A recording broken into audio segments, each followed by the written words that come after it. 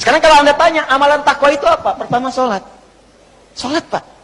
Makanya ketika Allah memaksa kita untuk sholat dengan hukum wajib, sebetulnya bukan ingin membebani, Pak. Saya sering sampaikan kalimat ini. Kalau orang paham hikmah sholat, dia akan tunggu dan rindu dengan sholat. Karena tahu setiap menunaikan sholat bukan beban kewajiban, bukan bebannya. Allah nggak butuh dengan ruku Anda. Dan Allah tidak butuh dengan sujud kita. Kita yang butuh dengan sholat kita. Makanya ketika ada orang bertanya, ya Allah kenapa sih mesti sholat? Maka Allah perdengarkan di setiap telinga kita. 24 jam tak berhenti. Ya, telinga bahasa Arabnya udhun. Jamaknya disebut azan. Maka ada azan yang dikumandangkan setiap hari.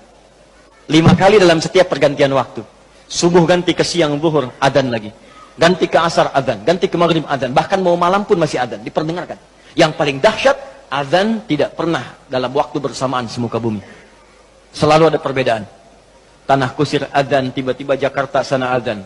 Jakarta selesai masuk Tangerang azan. Tangerang azan sampai ke Serang azan. Serang azan selesai Banten, Pandeglang azan. Terus, ternyata semuka bumi 24 jam azan tidak pernah berhenti. Apa itu azan? Bukan sekedar panggilan. Tapi kalimat yang ingin disampaikan pada setiap orang yang mempunyai telinga dan pendengaran. Azan. Ketika diperdengarkan ada syahadat Allahu Akbar, Allahu Akbar. Makanya tidak sedikit ada orang-orang itu, Pak Ibu sekalian, masuk Islam karena dengar azan. Dulu pernah ada orang cuma nonton, dia kuliah tuh di luar negeri. Ya. Kemudian di flatnya itu bukan cuma orang Islam, ada temannya non muslim. Yang muslim ini bagus nih, bisa dibiasakan. Dia terbiasa dengan hal-hal Islami. Bahkan tayangan TV pun dia putar yang channel one itu dari Mekah tentang sholat, baca Quran. Ini bisa kita biasakan. Ke kantor, kalau sedang senggang baca mushaf, baca hadis. Mungkin bagi sebagian orang dengan izin Allah dapat hidayah lewat kebiasaan kita. Begitu sedang membuka tayangan itu, muncullah sedang sholat isya. Tayangan persiapan sholat isya langsung dari Masjidil Haram. Yang non-muslimnya tiba-tiba datang. Yang muslim itu cuma iseng nanya begini. Kawan, menurut kamu, berapa jumlah orang yang ada di masjid itu? Temannya bilang begini. Ya, mungkin 1000, 2000 lah. Ya. Apa jawab yang si muslim ini? Ada di sana sekarang setidaknya 500.000 orang. Sebelum dilakukan perluasan. 500.000 orang. Pertanyaan kedua, perhatikan kalimatnya. Menurut kamu, berapa lama waktu yang dibutuhkan untuk membuat mereka semua rapi seketika? Dia berpikir sejenak, kemudian dia jawab. Mungkin seminggu 2 minggu kayaknya. Seminggu 2 minggu, sepekan 2 pekan. Kata si muslim ini, aku akan tunjukkan kepadamu, tidak sampai 5 menit, semuanya akan rapi dan baris. Kata yang kawan tadi, mustahil, gak bisa itu. Tadi kan, rasionalitasnya jalan. Ketika rasio sudah mulai jalan, maka mudah bagi Allah memberikan hidayah dan hikmah kepada jiwanya. Maka seketika, kata temannya yang muslim, sekarang coba lihat. Begitu qamat, Allahu Akbar, Allahu Akbar. Wah, sudah. Yang tawaf berhenti semua. Yang tadinya duduk, berdiri semua. Siap. Bingung temannya. Wah, jangan dulu jangan dulu bingung. Lihat dulu nih. Begitu sudah imam yang mengatakan, Istawu, istaqimu. Wah, semua rapi. Saat takbir, Allahu Akbar, semua angkat tangan takbir. Maka apa respon yang non-muslim ini? Dia katakan kepada yang muslim, tolong tunjukkan kepadaku bagaimana caranya masuk Islam. Karena ini bukan agama buatan manusia. Hidayah. Ada orang nonton sholat isya, masuk Islam. Ada orang sudah Islam, gak mau sholat isya. Orang dah qomat nunggu dekat subuh. Itu bisa jadi asbab hidayah. Dan yang paling menarik begini Pak, kadang dalam keseharian, kenapa cuma Anda yang dengar azan? Kenapa Anda yang lihat, Anda pulang kerja, bisa kan lewat jalan lain. Tapi kenapa Anda bisa melewati orang sholat? Kok bisa melihat orang ke masjid? Kok tiba-tiba lewat ke tempat masjid yang sedang azan? Itu kan hidayah. Sebetulnya Allah sedang jemput kita. Ketika Anda bertanya, kenapa kami sholat ya Allah? Dijawab lagi di suara azan. Hayya 'alas shalah. Kenapa sholat ya Allah? Teruskan. Hayya 'alal falah. Tuh, falah.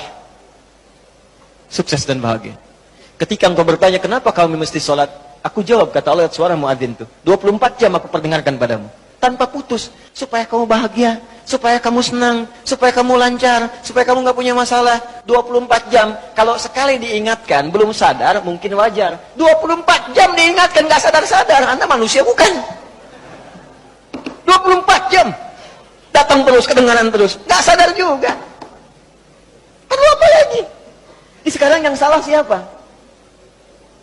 Jangan lagi Anda salahkan Allah. Ya Allah, kenapa saya mesti begini?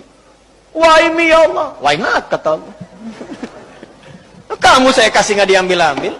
Makanya kalau kita sadar, cara berpikirnya begini, sholat membuat kita bahagia, maka semua orang akan menunggu waktu sholat. Karena itu ketika Anda punya masalah, kalimat sholat itu ketika disebutkan di Quran, bersanding dengan solusi. Quran surah kedua ayat 45. Wasta'inu bis-sabri was.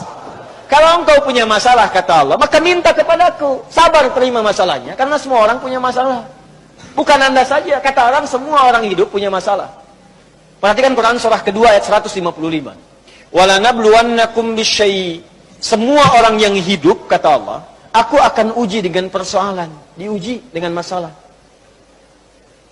Masalah ini aku turunkan, bukan ingin membuat hidupnya bermasalah. Perhatikan bahasa Qurannya. Tapi ingin meningkatkan kualitas hidupnya. Sebab kalau hidup nggak ada ujian, kualitasnya nggak meningkat. Anak SD itu masuk SMP, kalau sudah lewat ujian. Harus diuji, supaya kadar keilmuannya bisa diketahui layak untuk masuk SMP. Kalau nggak ada ujian, nggak ketahuan peningkatan ilmunya. SMP ke SMA ada ujian. Jadi kalau tahap yang sederhana saja ada ujian, apalagi hidup yang begitu kompleks, pasti ada ujian.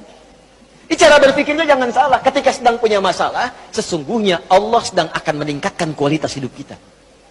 Semakin tinggi ujian, artinya kita akan semakin meningkat dengan kuat. Karena orang besar itu nggak akan diuji dengan ujian kecil. La yukallifullahu nafsan illa. Kalau Anda hadir sekarang di pengajian ini, sedang punya masalah berat rasanya, maka berbahagialah. Artinya, Anda akan diangkat setinggi-tingginya oleh Allah, karena ujian yang diturunkan, ujian yang disetarakan dengan kemampuan Anda. Itu poinnya. Gak ada orang hidup gak punya masalah. Apa dikira Ustadz gak punya masalah? Lebih banyak daripada jamaah. Tuh, masalah antum tuh. Saya jawab juga. Di hidup, bersanding dengan masalah. Persamaan terbaliknya, orang yang tidak ingin punya masalah, artinya tidak ingin hidup. Siapa yang tidak ingin punya masalah? Angkat tangan. Selesai. Nah sekarang, kata Allah, kalau sedang punya masalah, minta kepada saya solusinya. Supaya dipermudah. Lewat apa ya Allah? Wassalah, datang.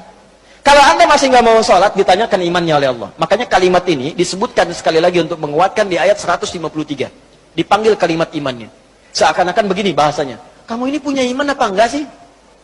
Kalau nggak punya iman kamu apa? Ya karena nggak ada iman. Sekarang kamu masih mengaku beriman, tapi saya panggil sholat nggak datang. Karena itu di ayat 153, paling kanan sebelah bawah, itu kalimatnya berubah dengan disebutkan kata iman di depannya. Ya ayyuhalladzina amanu. Hei semua orang beriman. Mana imanmu? Ista'inu bis-sabri was-shalah. Kalau kalian punya masalah, kata Allah, sekali lagi datang. Lewat sholat minta kepadaku. Makanya kalimat ista'in dirubah menjadi kalimat permintaan, berubah jadi nasta'in.